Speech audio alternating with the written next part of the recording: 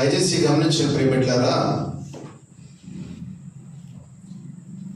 యేసుక్రీస్తు ప్రభు వారిని సిలువ వేసిన తర్వాత అటుగా వెలుచున్న కొందరు యేసయ్య వైపు చూస్తూ, దేవాలయమును పడగొట్టి 3 దినములలో కట్టువాడా, నిన్ను నీవే రక్షించుకొనుము అని అంటూ హేళన చేశారు. మరికొందరు, నువ్వు దేవుని కుమారుడు అయితే సిలువ మీద నుండి దిగుమని చెప్పుచు ఆయనను దూషించారు. అలాగే కొంతమంది శాస్త్రులు, పెద్దలు, ప్రధాన యాజకులు కూడా ఆయనను అపహసించారు, దూషించారు.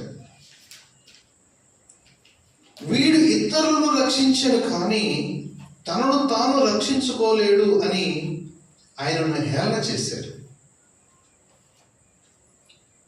ఇశ్రాయేలు రాజు కదా, ఇప్పుడు సిలువ మీద నుండి దిగిన ఎడల వానిని నమ్ముదుము అని అపహసించి హేళన చేస్తూ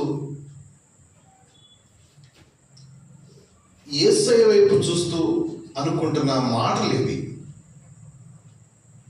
అలాగే వాడు దేవుని యందు విశ్వసించను, నేను దేవుని కుమారుడని చెప్పాను కనుక ఆయనకి ఇష్టడైతే ఆయన ఇప్పుడు వారిని తప్పించునని చెప్పిరి అని మనం మత్తయి రాసిన సువార్త 27వ అధ్యాయము 40వ వచనం నుంచి మనం చూడవచ్చు. అలాగే ఆయనతో పాటు సిలువ వేయబడిన బందిపోటు దొంగలలో అలాగే ఆయనను నిందించిరి అని మనం చాలా స్పష్టంగా చూడవచ్చు.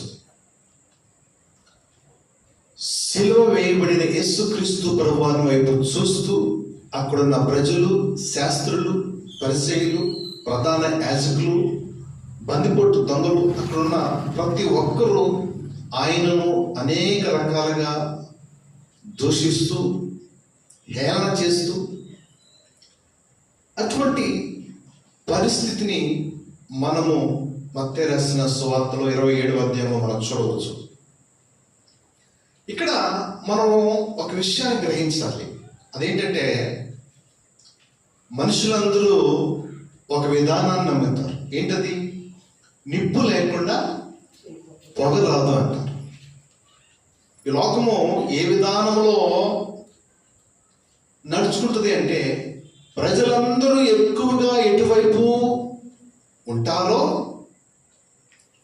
వారు తీసుకున్న మార్గము నిజమని, కరెక్ట్ అని, ప్రజలందరూ ఆ మార్గంలో ఉన్నారు కాబట్టి అది సత్యమైన మార్గం అని అలా అనుకుంటూ జీవించేవారు ఈ లోకంలో చాలా మంది ఉన్నారు.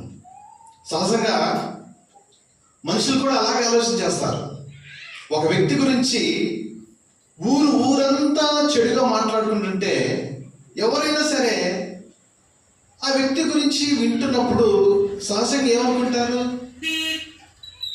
ఊరు ఈ వ్యక్తి గురించి చెడు చెప్తుంది, ఈ వ్యక్తిని దూషిస్తున్నారు అంటే వీడు నిజంగా చెడ్డవాడై ఉంటేనే ఆ విధంగా ఆ ఊరు అలా ప్రవర్తిస్తుంది అని సహజంగా ఎవరైనా అనుకుంటారు. జాగ్రత్తగా గమనించి ప్రేమిళ్ళారా. కానీ ఇక్కడ ఒక అద్భుతమైన సందేశాన్ని దేవుడు ఈరోజు మన ముందల ఉంచుతున్నాడు. ఏంటంటే, సిలువగా వేయబడిన యేసుక్రీస్తు ప్రభువారికి కుడివైపున ఒక దొంగ ఉన్నాడు, ఎడమవైపున ఒక దొంగ ఉన్నాడు. ఆ దొంగలో ఒక దొంగ దేవుణ్ణి దూషిస్తున్నాడు. నిన్ను నువ్వు రక్షించుకో, మమ్మల్ని కూడా రక్షించు అని అంటున్నాడు. జాగ్రత్తగా గమనించి ప్రేమిళ్ళారా. కానీ మరొక దొంగ లూకా రాసిన సువార్తలో 23వ అధ్యాయంలో మనం చూడవచ్చు. అయితే రెండవ వాడు వారిని గద్దించి, నీవు అదే శిక్షా విధులు ఉన్నావు గనుక దేవునికి భయపడవా? మనకైతే ఇది న్యాయమే, మనము చేసిన వాటికి తగిన ఫలము పొందుచున్నాము కానీ ఈయన ఏ తప్పిదమును చేయలేదని చెప్పి ఆయనను చూచి, యేసు నీవు నీ రాజ్యంలోనికి వచ్చినప్పుడు నన్ను జ్ఞాపకము చేసుకునేమనెను. అందుకు ఆయన వారితో, నేడు నీవు నాతో కూడా పరదేశంలో ఉందు అని నిశ్చయంగా నీతో చెప్పుచున్నాను అనెను. జాగ్రత్తగా గమనించు ప్రియులారా, దేవునికి విరోధంగా అనేక మంది మాట్లాడుచున్నారు, దూషిస్తున్నారు, ఆయనను హింసిస్తున్నారు, హేళన చేస్తున్నారు, అపహసిస్తున్నారు. దొంగలో ఒక దొంగ కూడా దేవుణ్ణి దూషిస్తున్నారు. జాగ్రత్తగా గమనించు ప్రియులారా, అందరూ ఒక ఎత్తులో ఉంటే ఈ దొంగ మాత్రము, జాగ్రత్తగా గమనించు ప్రియులారా, ఎందుకు అందరిలాగా ప్రవర్తించలేదు? ఎందుకు అందరిలాగా దేవుణ్ణి దూషించలేదు? ఎందుకు అందరిలాగా నిర్ణయం తీసుకోలేదు? నా మాట మీకు అర్థమవుతుందా? ఈ దొంగలో ఒక దొంగ, ఇద్దరు దొంగల్లో, బందిపోటు దొంగలో ఒక దొంగ గ్రహించాడు, గ్రహింపుకు వచ్చాడు, వివేచన చేశాడు, గ్రహించగలిగాడు, అక్కడ పరిస్థితిని గ్రహించగలిగాడు, అక్కడ సందర్భంలో జరుగుతున్న సమస్తాన్ని వివేచించగలిగాడు. ఏమని గ్రహించాడు, ఏమని వివేచించాడు? ఆ మంచి దొంగను బట్టి ఈరోజు మనం ఏమి నేర్చుకోవాలి?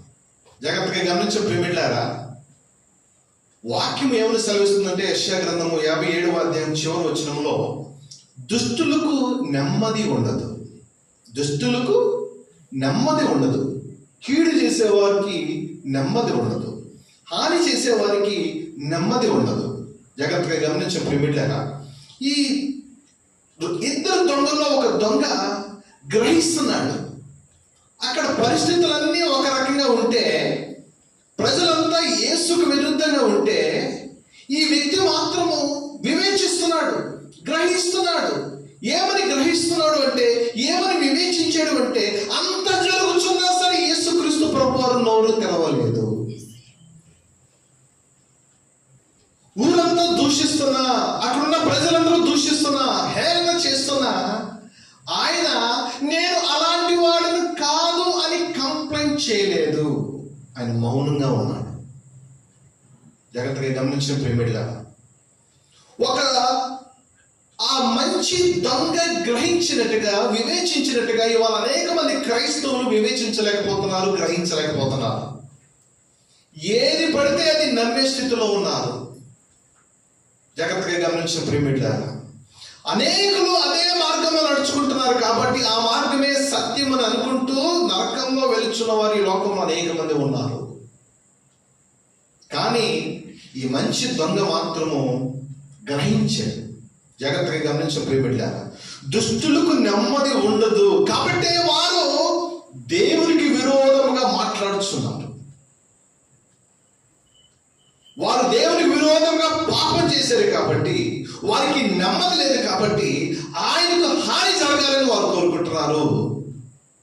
హాని చెయ్యాలని చూసినప్పటికీ దేవుడు మౌనముగా ఉంటూ సమస్తమును తండ్రి చిత్తానికి అప్పగించుకున్న ఆ విధానాన్ని ఈ మంచి దొంగ గ్రహించాడు. దేవుని స్తోత్రం, హల్లెలూయా. ఈరోజు వాక్యం ఇచ్చిన ప్రతి ఒక్కరూ గమనించవలసిన విషయం ఏంటంటే, అందరూ ఒక ఎత్తులో ఒక నిర్ణయం తీసుకుంటే, ఈ యొక్క మంచి దొంగ మాత్రము అందరిలాగా నిర్ణయం తీసుకోలేదు, అందరిలాగా ప్రవర్తించలేదు, అందరూ నడిచిన ఆ అసత్య మార్గంలో నడవలేదు. తన యొక్క పరిస్థితులన్నింటి చూచాడు, గ్రహించాడు, వివేచించాడు.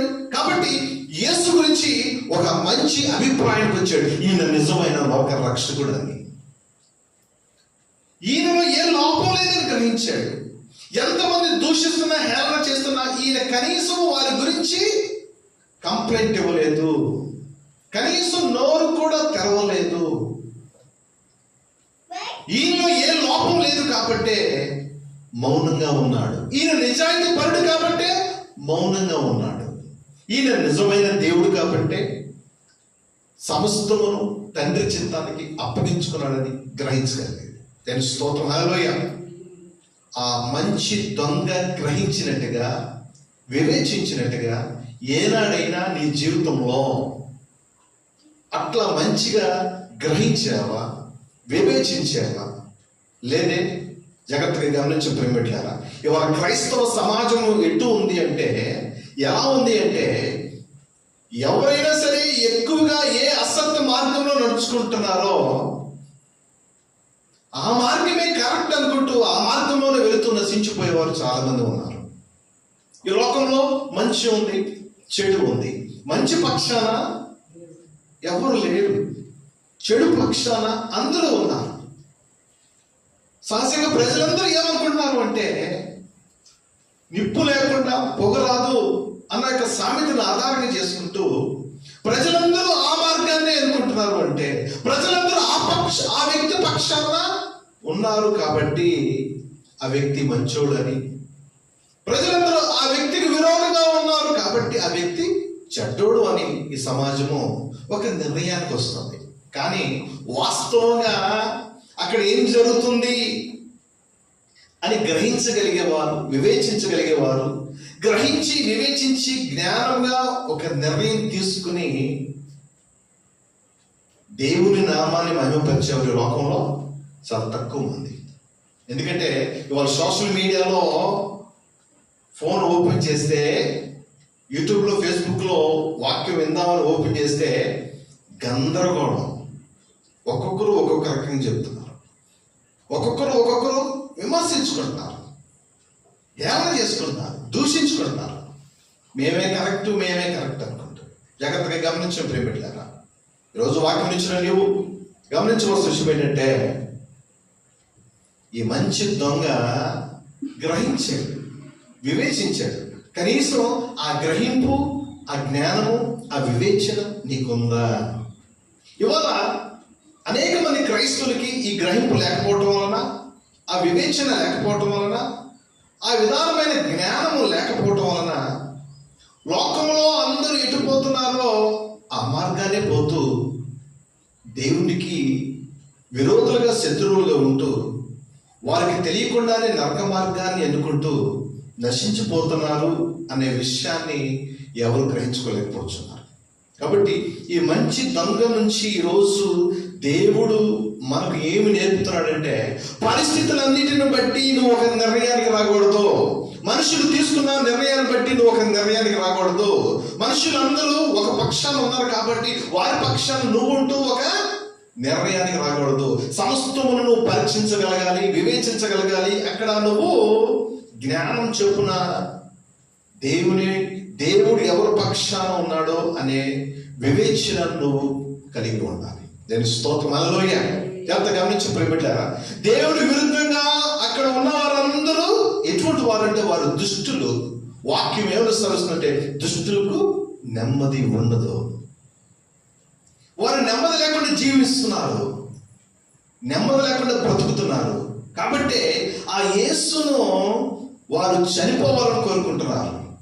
జాగ్రత్తగా గమనించిన ప్రేమిట్లారా, ఈరోజు వాక్యం ఇచ్చిన ప్రతి ఒక్కరు దయచేసి గమనించవలసిన విషయం ఏంటంటే, ఎవరు నిజమో ఎవరు అబద్ధమో, ఏది మంచి ఏది చెడు, ఇలా నువ్వు తెలుసుకోగలుగుతున్నావా, వివేచించగలుగుతున్నావా? జాగ్రత్తగా గమనించిన ప్రేమిట్లారా, ఒక మంచి దొంగ ఏ విధంగా యేసుక్రీస్తు ప్రభువారు నిజమైన లోక రక్షకుడని, ఆయన నిజమైన దేవుడని గ్రహించినట్టుగా నువ్వు గ్రహించగలుగుతున్నావా, వివేచించగలుగుతున్నావా? లేకపోతే అందరూ దేవుని దూషించినట్టుగా నువ్వు కూడా దూషిస్తూ నరకంలోకి వెళ్ళిపోవచ్చున్నావా? దేవుని స్తోత్రం. హల్లెలూయా. కాబట్టి జాగ్రత్తగా గమనించిన ప్రేమిట్లారా, నీవు క్రైస్తవుడని చెప్పుకుంటున్న నీవు దేవుడు నీకు ఇచ్చిన రక్షణను నువ్వు దేవుడి రాకడ వచ్చు వరకు, లేకపోతే నువ్వు మరణించే వరకు నువ్వు కాపాడుకోగలగాలి అంటే, నీ చుట్టూ ఏం జరుగుతుందో, నీ కుటుంబంలో ఏం జరుగుతుందో, నీ సంఘంలో ఏం జరుగుతుందో, సంఘము వెలుపల ఏం జరుగుతుందో, ప్రస్తుతము ఈ లోకంలో, ఈ సమాజంలో ఏం జరుగుతుందో దానిని నువ్వు గ్రహించగలగాలి, వివేచించగలగాలి, వాటన్నిటిని పరీక్షించగలగాలి. తద్వారా నువ్వు దేవుడు ఎవరి పక్షాన ఉన్నాడో, దేవుడు ఎటు పక్షాన ఉన్నాడో అని నువ్వు తెలుసుకోగలగాలి. ఆ పక్షాన నువ్వు నిలబడటం నువ్వు నేర్చుకోవాలి. దేవుని స్తోత్రం. హల్లెలూయా.